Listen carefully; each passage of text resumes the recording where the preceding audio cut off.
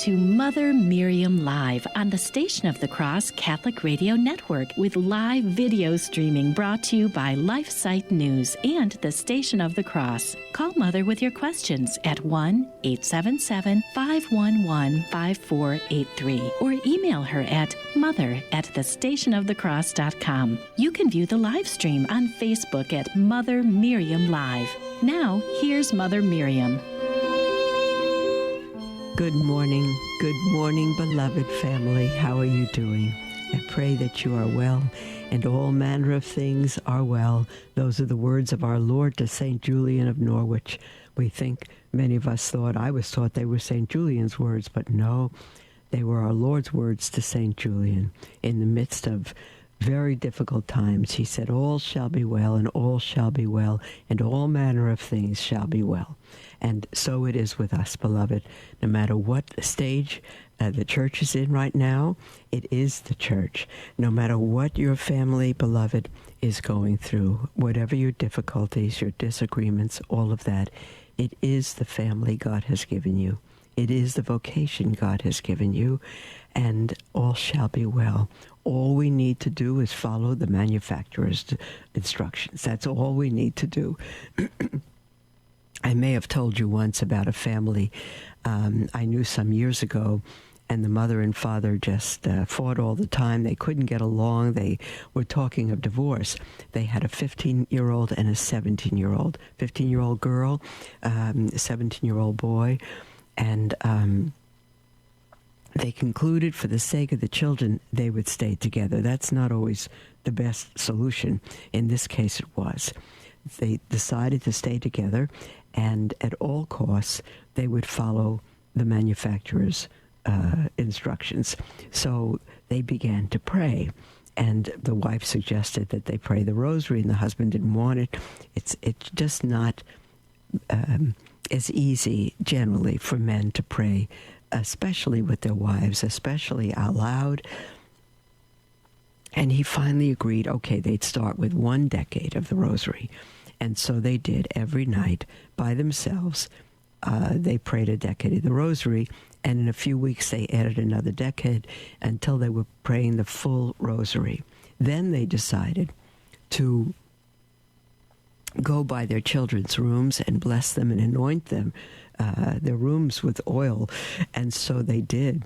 And in order to do that, they needed to wait till midnight, 1, 2 in the morning when their children were in bed, because they had no control over them. They'd be out with their friends, to the movies, all kinds of things, and they had no control. So they waited till the children were in bed, and they went and anointed their doors and blessed them. And then they decided the next step was to tell their 2 teenage children that they were all going to have the Sunday meal together. They weren't running off to soccer games or to see their friends or to the movies or anything else. The children simply didn't want to be home. And they had their groups of friends. And they really were unhappy about that. But they did it. And they came home, and the mother cooked a meal for them all every Sunday. And they sat down at the table, and they were doing that for a while. And then after a while, the parents said, now we're going to pray as a family. We're going to go around the table, and each one is going to say a prayer. And they said, oh, no, oh, no, oh, no, oh, no, no, no, Mom, Dad, you pray. We don't want to pray. And the parents said, say something. To pray is simply to talk to God. That's what it is, simply to talk to God, the way you speak to us or other people. When it comes your turn, you can say, thanks for the good day, for the good weather, God. Whatever it is, you can offer thanks for something. And so they did that.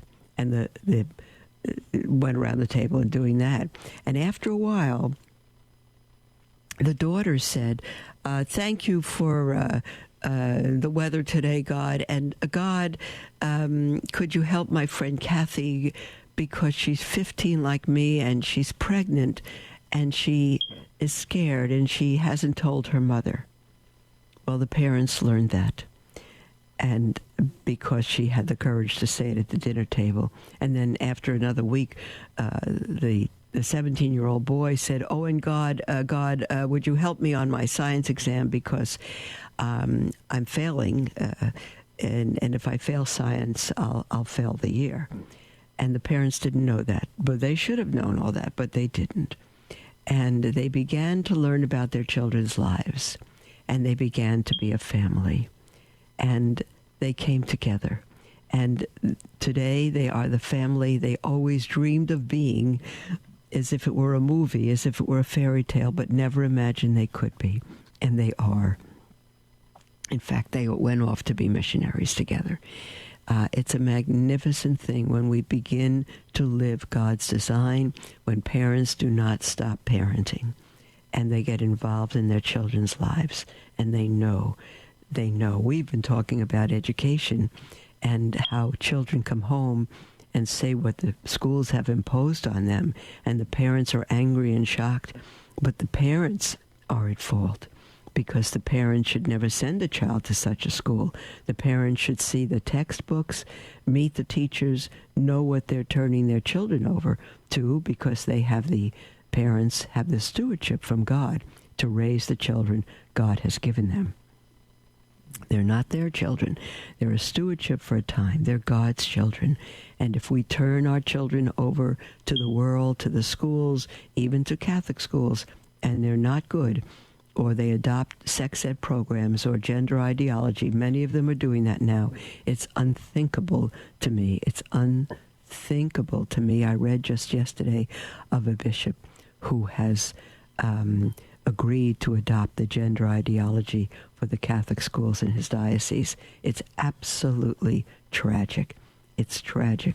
And so what we've been doing here, not only within the church, are families and children being corrupted in many cases, but now before this, with outside the church, the government is doing everything it can to get into the homes. And when I say within the church our families are being corrupted, I say it with the understanding that the church is perfect, the church is holy, the church is Christ. There's no other place to be on earth than in the church he established. It has every single treasure you will ever need under heaven, all the sacraments, every means of grace you will need. However, instead of the church affecting the world has affected the church, and much evil has crept in, and it has crept into the schools, because the way the enemy wants to destroy the church is to destroy the family. If you destroy the family, you destroy the church and society, and you have no vocations.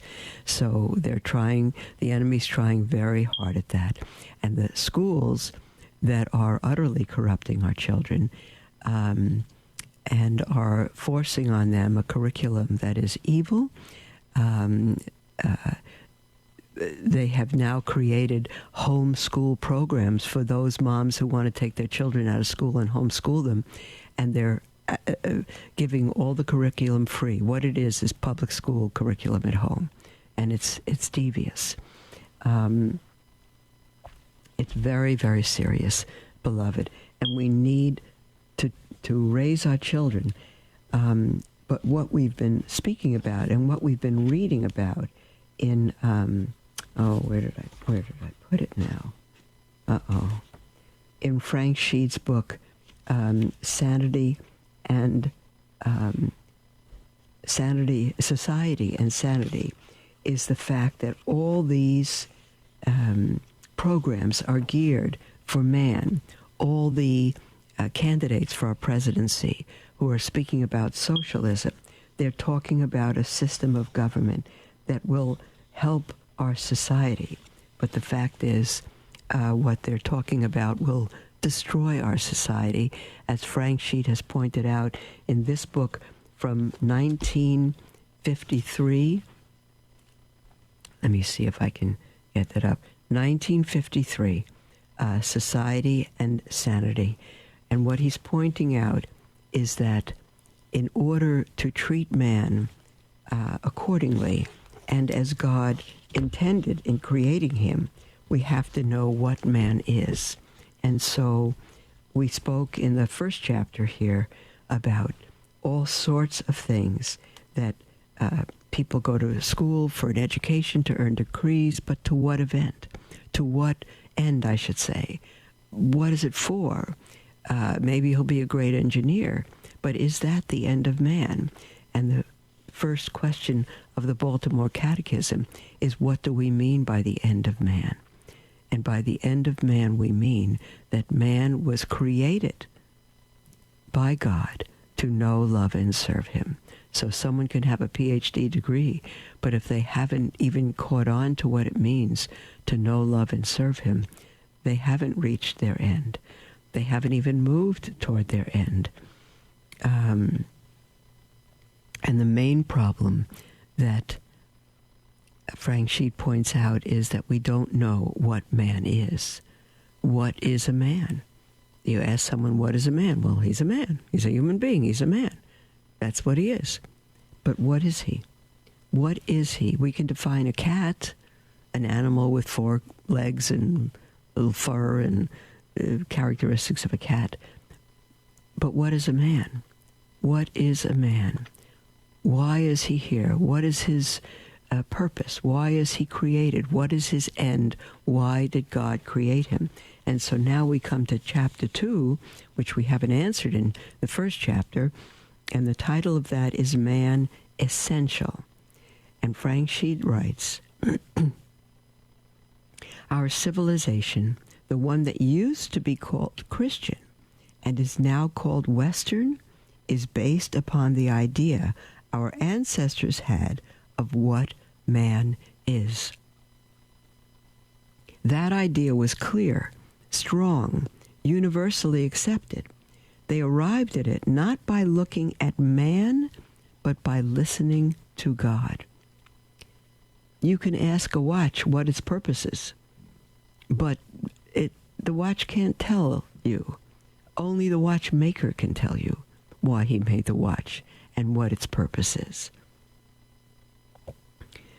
That was my commentary. Summarized, it was this. All right. Man is a creature of God, living in a universe created by God. But he differs from every other being in the world because God made him in God's own image. This special likeness to God is not in man's body, by which he is akin to the animals, but in his soul, which is spiritual, immortal, and meant for eternal union with God. When I think of the millions and millions of Jews and non-Jews, I think 6 million Jews and 6 million non-Jews, Catholics and priests that were murdered at Auschwitz. Adolf Hitler thought that they were animals and treated them as such. He had no idea about the God that lived in them and what they essentially were. By setting his will against God's, man has damaged himself and lost oneness with God.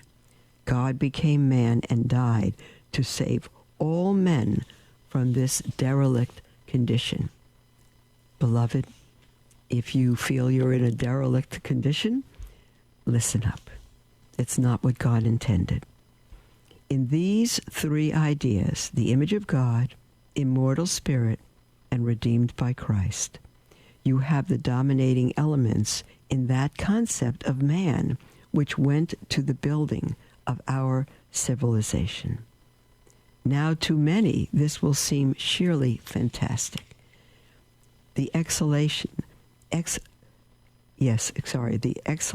of a myth which has curiously managed to survive from a simpler world, or better, has not quite managed to die in a world that has no use for it. And even among those who still regard that view of man as holy or mainly valid, many would feel that it has no place in a practical discussion of modern problems. I'll stop there to tell you that I recall someone who used to call me for counseling all the time, and for problems, not professional counseling, just a relative, and I have this problem, I have that problem, And she knew that I was a strong Christian. And she'd say, please don't bring God into it. Don't bring God. Just answer me as if I'm a human being. Don't bring God into it. That was astounding to me. Absolutely astounding. Just talk to me as a human being. Don't bring God into it. Well, you're not a human being if you don't bring God into it. You're an animal if you don't bring God into it.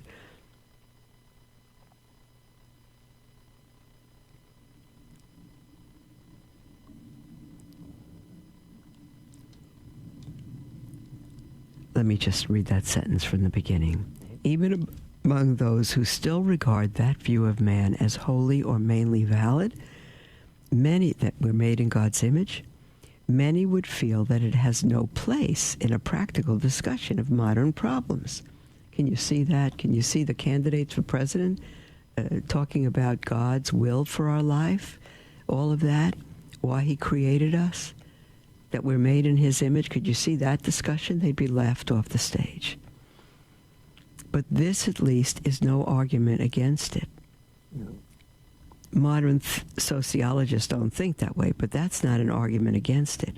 Considering the appalling mess in which the world is, and this is 1953, beloved, 2 bloodbaths in a half-century and another in a horrifying prospect, one cannot approach the way modern sociologists think with any very paralyzing reverence. It could hardly be an argument against any theory that it differs from modern thought processes. But for the moment, I am not urging that earlier view of man as immediately practical or even usable. Though I think, and shall try to show later in this book, that it is uniquely both. I merely say that a great civilization was built upon it, that civilization is now in agony. Death throes, maybe. Birth throes, maybe. But throes beyond a doubt. That to do anything about it, we must understand it.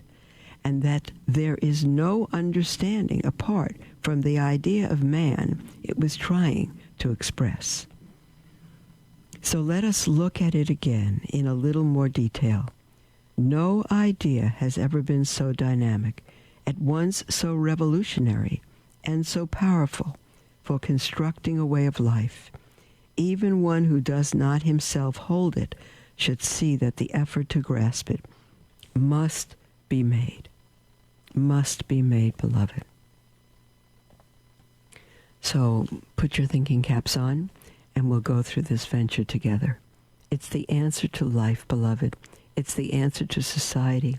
It's the answer to how we treat one another in the family. It is the answer to all God has intended. We can bypass it. We can say, I don't have patience for this. Well, then we remain as we are, which is in very bad shape. Frank Sheed says, take the first phrase, man is made in the image of God. This might mean anything according to the view of God involved. And how we look on God has to do with much of our understanding. Man made in the image of God. Okay, here we go. Man made in the image of the god Molech. And of course there are no other gods but God himself. But this is Old Testament paganism. Man made in the image of the god Molech, to whom the Carthaginians sacrificed small children, would have been a horrifying creature. And indeed a sufficient number of men have set out to remake themselves in that image. But our Christian ancestors knew the truth about God. He is all-powerful, all-knowing, all-loving. Man made in his image has all those attributes, but limitedly. Man has power, though not all power. Knowledge, though not all knowledge. Love, though by no means infinite love. God is the absolute. Man the image. But the image need not be static. It can deteriorate and be hardly recognizable, but it can grow too. Men can increase in power, knowledge, and love. In other words, in likeness to God. God is in no fear that his creatures may equal him. The infinite cannot fear the finite.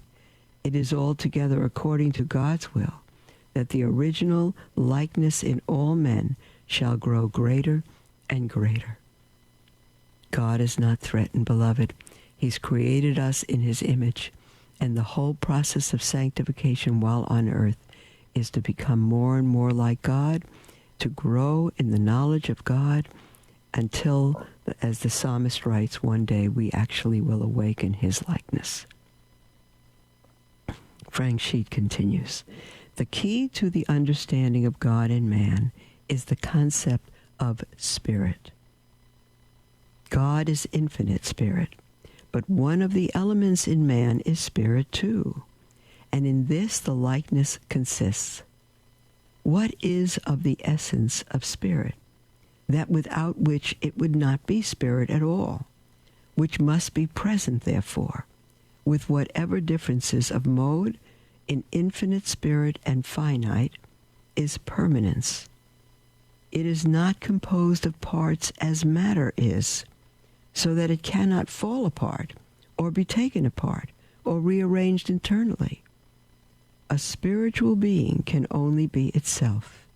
It cannot be made into any other. Its norm is immortality. As permanence, it is the norm of spirit's existence. So is freedom the norm of its vital activity. In its twin functions of knowing and loving, its life consists. For that life, what it loves is decisive, and the faculty by which it loves, the will, is free. I know this is hard to grasp, perhaps listening to it without my reading it over each sentence 2-3 times, but I'm going to go on. And of course, I don't know that the book is out of print. Society and Sanity by Frank Sheet, published by Sheet and Ward in 1953.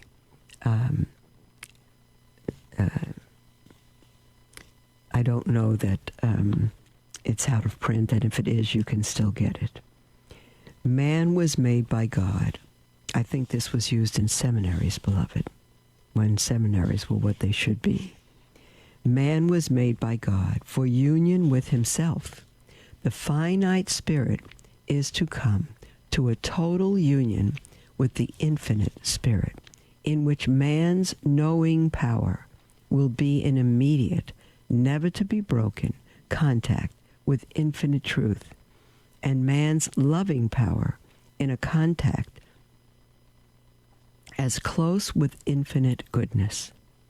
And in this contact, it will remain itself, not losing its identity in the mightier reality, but conscious of God and conscious of itself as now at last his perfect image. What am I? I am made in the image of God. No one of the religions that consecrate, No one of the religions that concentrate wholly upon spirit to the contempt of matter has ever so glorified man's spirit. For all of them see only extinction, or at any rate the extinction of personal consciousness as its higher goal, its highest goal. And just as none of the religions of pure spirit glorify spirit as does Christianity, which sees man as spirit united with matter, so none of the philosophies that dismiss spirit and stake all upon matter so glorify the body. For Christianity, the body is sacred, being lifted by the intimacy of its union with the soul out of mere earthiness, and has a place in man's eternal destiny. One can hardly reproach the materialist for not giving the body sacredness, since materialism lacks that concept, knowing only the profane. Beloved, try to take in what you can of this. It is so important. This is what you should be speaking to your daughters about when they want to walk half naked through the streets, and to your sons about when they want to abuse a woman. There's the music for our break. Beloved, call in during the break or after with anything on your heart, toll free, 1-877-511-5483, or email at mother@thestationofthecross.com. We'll be right back.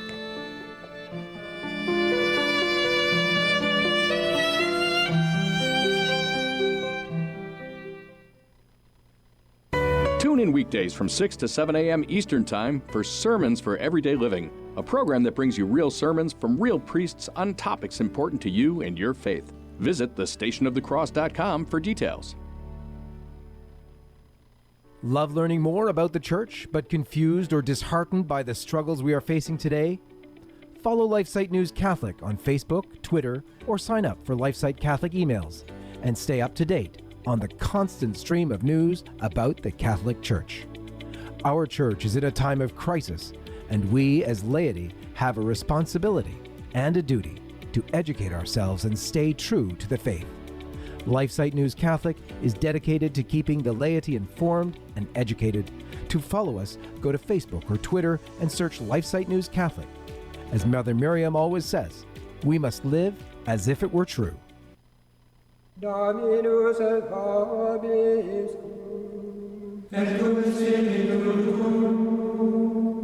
benedictus Domino.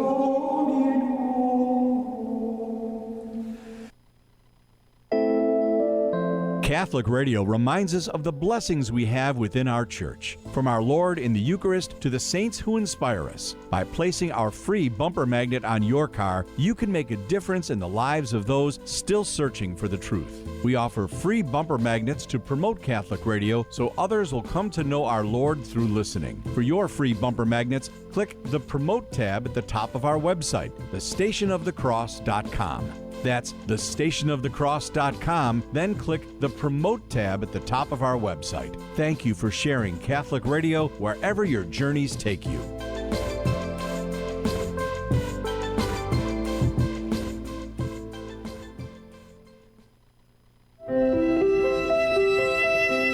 Welcome to Mother Miriam Live on the Station of the Cross Catholic Radio Network, with live video streaming brought to you by LifeSite News and the Station of the Cross. Call Mother with your questions at 1-877-511-5483 or email her at mother@thestationofthecross.com.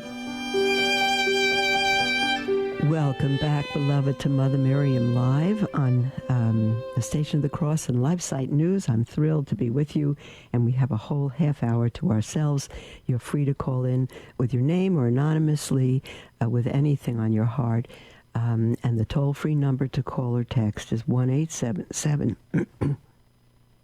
511-5483, or email at mother@thestationofthecross.com. We have Mary on the line. Are you there, Mary? Yes. Hi, dear. Hi. How are you doing? Hi. Good. Thank you. How are you? I'm wonderful, thank you. I'm getting over a little cold here. You probably can all hear that, but I'm doing just fine. Great. Tell me your question, Mary. Yes, I would like to ask in terms of Genesis, because it's my feeling that people really don't truly understand what God told us in Genesis. That's why there's so much confusion now about this gender ideology and all these concepts, that the truth really lies in Genesis. And for us to really comprehend that, I'm wondering if you could explain Genesis. I know some of the children also ask, how could we be populated from only two people? And people ask, this whole aspect. to Genesis itself, the mystery of it. And I'm wondering, could you talk more about this to kind of clarify? Mary, just hone in a little bit on the focus of that. Is that the issue? How can the whole world be populated from two people? Is that the... Well, that's maybe part of it, but I think it's more that people don't understand the complexity of Genesis, what it truly means, and I think that's why they're so easily confused by gender ideology and all these other concepts, and why some of them actually do leave the church because they think it doesn't make sense. Okay, now you've got a lot of "it's" in there, but we can't talk about all 50 chapters of Genesis right now, right? So you're basically talking about creation and what God did and intended from the beginning, right? When He made the heavens and the earth and all things and created man, made man male and female. Is that the focus? Made them male and female. Yes. He didn't make them transgender. Right, and the thing is, transgender, He couldn't make them transgender because that's to transfer, so to speak, it's impossible. But physically, from one gender to another, and God didn't do that. He made male and female, that's it. He made man, and made man, that is to say, a human being, and He chose the word man for that. Man, He made a human being and made him. He created the human being both in two species, the male and the female, and that's it. Two genders, I should say, male and female, and told them to populate the earth. And God had there's no other interpretation for that. There's no other meaning. There's no other plan. All one needs to do is look at God's design for man and woman, look at the physical bodies, and see that they were made to come together and populate the earth. And so they did.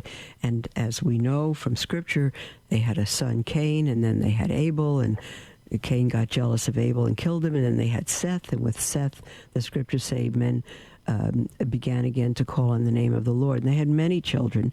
And then if you read the first chapters of Genesis, you'll see the genealogies of from Seth and from their future children. Some people say, but they would have all been related at that time. They would have been cousins, and they would have been.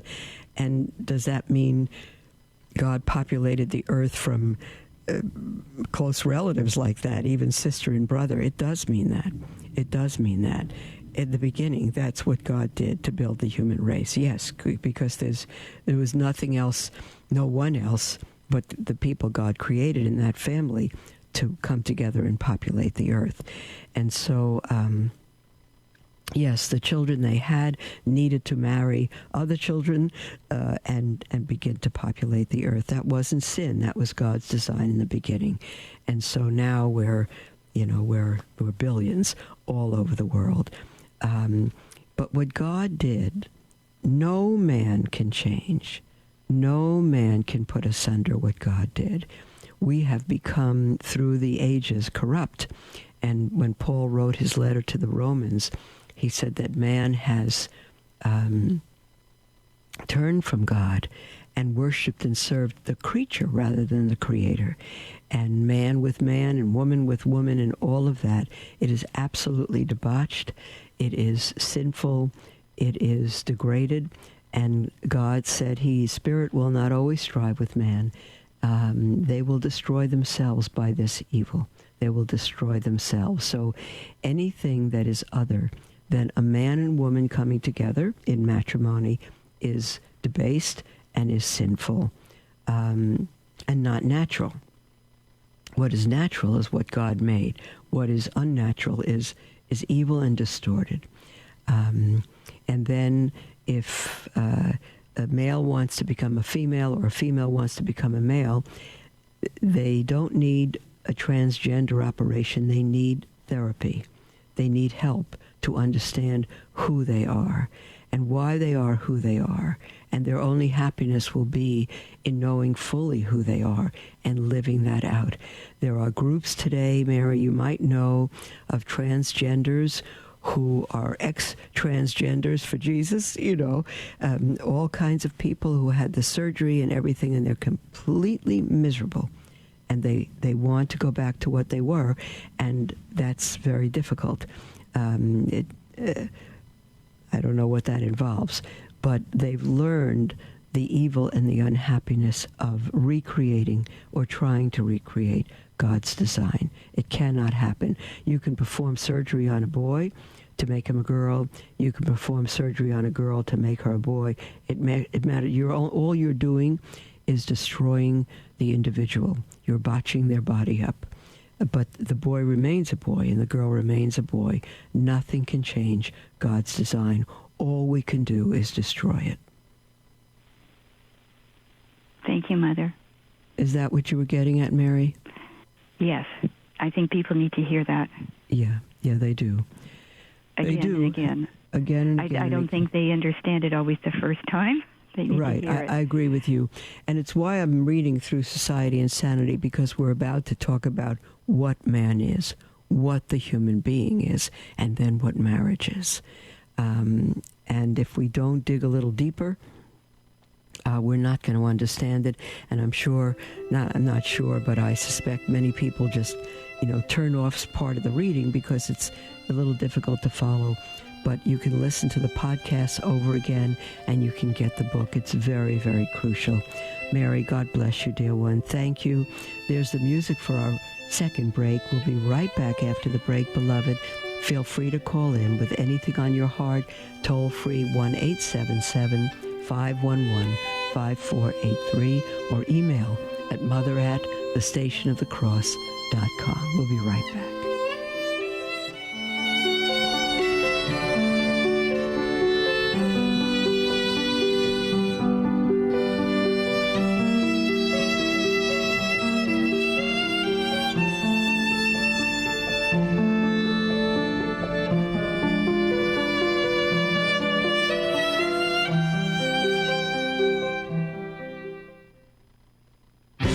If you're new to iCatholic Radio, welcome to the free mobile app of the Station of the Cross Catholic Radio Network. It's available for download on your Android and Apple mobile devices. If you have any questions about your new app, please contact us at thestationofthecross.com or 1-877-888-6279. That's thestationofthecross.com or 1-877-888-6279.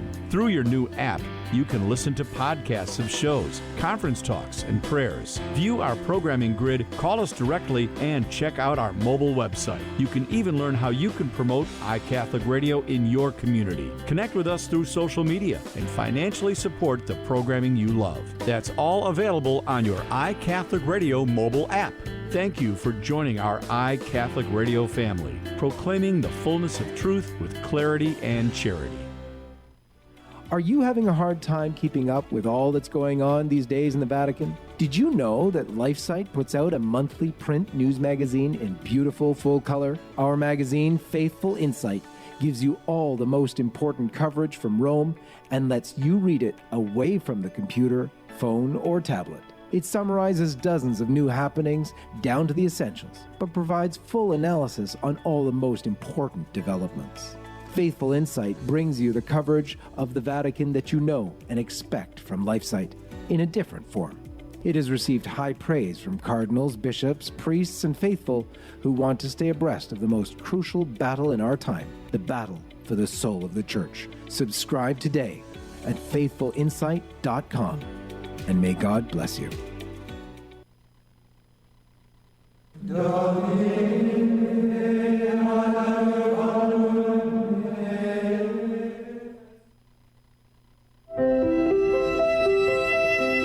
Welcome to Mother Miriam Live on the Station of the Cross Catholic Radio Network with live video streaming brought to you by LifeSite News and the Station of the Cross. Call Mother with your questions at 1-877-511-5483 or email her at mother@thestationofthecross.com. Welcome back, beloved, to Mother Miriam Live. I'm thrilled to be with you, and this is our our last segment. It's a little over 15 minutes, and you have time to call in with anything on your heart if you wish, toll free or text 1-877-511-5483 or email at mother@thestationofthecross.com. We have an email from Christina from Ohio who says, "Hello, Mother. I just discovered your show within the past week and have been binge listening to past episodes. I, too, am a convert to Catholicism as of 2014. Welcome, Christina. That's wonderful. Interestingly," she says, "I considered converting to Orthodox Judaism when I was discerning a return to faith. I came to the Catholic Church because, like you, I became convinced that our faith is the fulfillment of the Old Covenant." And indeed it is. Indeed it is. Blessed be God. Christina says, "I listened to your podcast of November 11th, during which you addressed the concerns of the young mother who was worried that the state would take away her children if she did not accept public school sex education curriculum." Now I'm going to interrupt Christina's email to say, in case the woman who emailed is still listening or listening to this podcast, I tried to look up what you call the Equality Act. I see the Equality Act. I've seen it online, but I have not read where it says that if you as a homeschooling mom do not accept the public school's sex ed curriculum, that your children will or even might be taken from you. I haven't found that anywhere, and I'm going to beg you, if you're listening, or anyone else, if you know of that or can find it, that you email it to me. Email it mother@thestationofthecross.com. I would greatly, greatly appreciate that. Christina goes on to say, while there are various ways in which homeschooling families could deal with such a possibility, I would suggest that she and others who are interested in homeschooling regulations become members of the Homeschool Legal Defense Association, and it's abbreviated by its letters HSLDA. Maybe it's pronounced HELSDA, I'm not sure. HSLDA, Homeschool Legal Defense Association. Christina says, "I have no connection with this group other than my membership in it. While I was myself a homeschooling parent," she said, "it's the best decision her husband and her ever made for their children, by the way, and we were not even Catholic at the time." HELSDA, she said, HSLDA, is Protestant. I didn't know that. She said it's Protestant in its faith orientation, but is open to all homeschoolers, whatever their faith or lack thereof.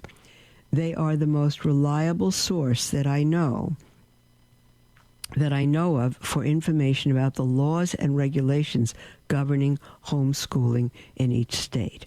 Well, if that's true, I thank God for them, but make sure your curriculum comes from a very good traditional Catholic source. Christina says they also have an active advocacy program in which they work to get out in front of laws like the one the emailer was concerned about. Sometimes they have successfully lobbied to prevent such laws, and sometimes they at least help to mitigate the potential negative effects. Hope this information is helpful to you and your listeners. She says, "God bless your ministry. Sincerely, Christina from Ohio." She says, "P.S. I'm enjoying your review of the Baltimore Catechism, and I too love the work of Frank Sheed. I teach religion at my local parish. I have largely ditched the assigned textbook and used the Baltimore Catechism for lesson plans instead." Bless you, Christina. And that's a good encouragement, I hope, to everyone who teaches at your local parish, no matter the age or the grade, that you would not ever go along with the church's materials if they are not good. If they are not good. The Baltimore Catechism is just perfect. We have an email from Brandon who says, Mother, it appears that my marriage of 11 years is coming to an end. Oh, how I hate to hear those things. It is accurate to say that Catholics and non-Catholics should not get married. Of course, it's accurate, and it's scriptural. It's what the Apostle Paul has said, not to marry an unbeliever. My wife and I both went into the marriage thinking we could change each other. That's another huge, huge, huge fallacy. The only one you have any power to change is yourself, not your mate. It doesn't work, and there has been a lot of pain. I have found so much consolation in your program and understand so much more about my Catholic faith. I am sorry most for being a bad Catholic. Excuse me for this yawn. Is there any advice you can give on how we should separate our children and how I should continue to educate my children about Catholicism? Thank you so much for your clear-cut and unambiguous answers and explanations. This is what we need. Thank you, Brendan. My dear brother, I cannot give any advice on how you should separate your children. I don't believe you should separate them at all. Absolutely not. I don't know how old they are, but I don't believe they should be separated. They're from the same flesh and blood, and I believe they should stay together. So they all should be with you, or they all should be with their mother. I know one case where the 4 children stayed together and simply went back and forth between mother and father every other week. 2 weeks with the mother, 2 weeks with the father. That's very difficult, especially concerning school and location and all of that. But I would do everything possible to not split those children up. And if that means that the baby is still being nursed or something like that, and they all need to stay with their mother, let that happen, and you be over there as much as you can, teaching them and helping them to learn their faith every weekend. So don't split them. Don't split them up. And it's, you say, it appears that my marriage of 11 years is coming to an end. Well, maybe it hasn't ended yet, and you can still be a heroic dad and a heroic husband by loving your wife and loving your family regardless of the differences. So I hope, dear Brandon, that somehow it can be worked out. If you need to separate your children, I can't even advise you how to do it. I just cannot. Keep the boys together, keep the girls together, keep the babies together. I don't know how to do that because I don't know the ages and circumstances of your children. We have a call from Annette. Are you there, dear one? Yes, Mother. Thanks Hi, for sweetie. taking my call. You're welcome. Thanks for calling. I wanted to ask, with the crisis that's going on in the church, with all of the confusion that's going on, I just heard the USCCB, the bishops stated that the bishops all have to get in line with the magisterium. Now, if that means that there is going to be big changes in the church with women deacons and maybe other changes to the Mass, that they want to make it more with the environmental, their homilies, things like that. They're now going with other type of controls and such. Where do we go? What do we do? My husband and I, we're very, very confused. We've left a couple of parishes already because they lined the altar with all of the extraordinary ministers on the altar. And we just found a beautiful church about 35 minutes away, which is fine. But we're afraid that if other more or less demands come through from the bishop to the parish priests, that this is what they have to do in order to function in the archdiocese, what do we do? I mean, do we go to these churches and just to receive the Eucharist? Because we're not even, I was even questioning if, is everything valid because of the homosexuality that's going on, the active homosexuality that's going on? And, I mean, is the Mass valid? Is the Eucharist valid? If they're in sin, what does that mean? We're very, very, very confused. I know it. It's an absolute awful time in the church, Annette. And there's much confusion and much evil. But Jesus said, I keep this in mind every single day. I will build my church. I will lead it into all truth until the end of time. The gates of hell won't prevail. And so the insanity that is going on in the church right now is just that. It's insanity. And for my part, dear one, I would do everything I can to find a holy priest and a holy church. And if I had to move my family there, I would. Now, if you're concerned about going to a church that is okay right now, but you don't know how long it'll be okay, I would urge you simply to go to the Latin Mass, because they won't change. They will not change. And it will be a valid, reverent Mass. Find a Latin parish and go there. Okay. There's no such thing as a women deacon there is no such thing as women deacons, so forget that. If they agree on women deacons, it's a destruction of the priesthood. Priesthood is all male, and the deacon is a step to the priesthood.